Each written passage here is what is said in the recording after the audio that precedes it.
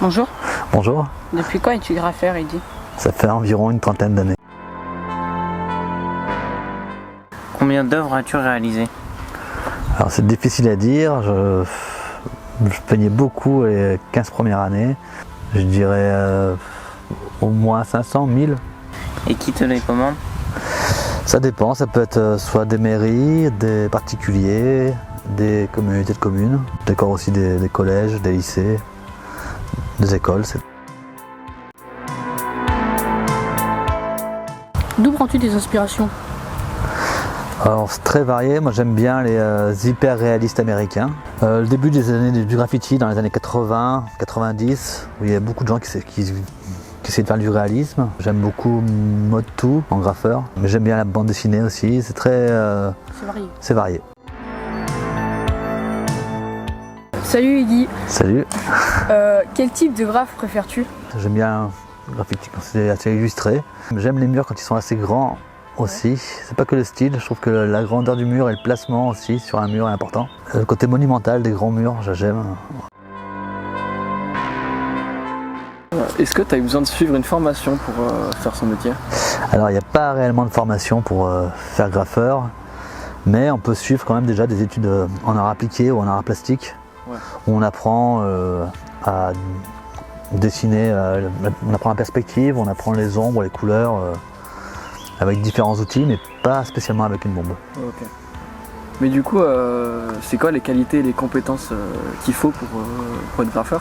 Avant tout, il faut être passionné, il faut avoir envie de faire ça, et après les qualités, faut essayer, il faut aimer la peinture, il faut aimer les couleurs, il faut pratiquer en fait.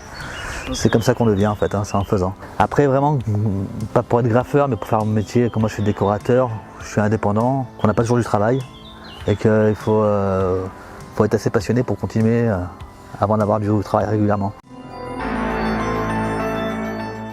Il y a plein de villes en France où il y a des assos qui sont passionnés de graffiti, des mecs qui en font, soit qui pratiquent ou qui sont passionnés, et qui eux se débrouillent toute l'année pour trouver des subventions à la DRAC et un impôt pour pouvoir faire venir des artistes dans leur ville et décorer leur ville.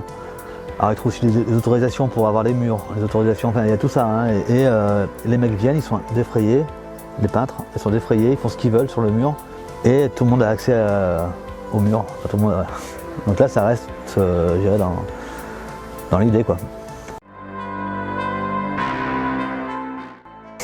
Donc tu animes les stages de graphe pour les enfants à partir de quel âge? Alors je commence à partir de l'école maternelle. Alors c'est pas réellement du graffiti, avec eux je travaille plus au pinceau, au rouleau, avec des pochoirs, mais on travaille pas vraiment à la bombe, mais on fait des fresques sur les murs. Et du coup, entre les enfants et les ados, c'est quoi qui change dans la manière de les accompagner pour réaliser leurs œuvres?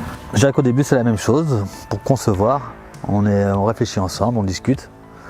Chacun donne ses idées, on note tout ça. Après pour réaliser, on va dire que les enfants, il faut tout préparer, tout anticiper. Avec les ados déjà, vous êtes plus libre, plus autonome. Et on peut vous laisser libre sur une partie pour remplir.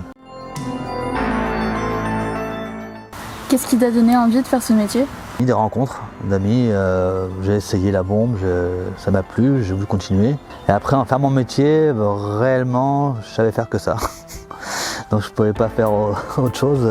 J'ai fait des petits métiers avant de commencer, mais je dirais que je sais que seulement peindre. Je ne suis pas très bon bricoleur, je ne suis pas très bon pour autre chose.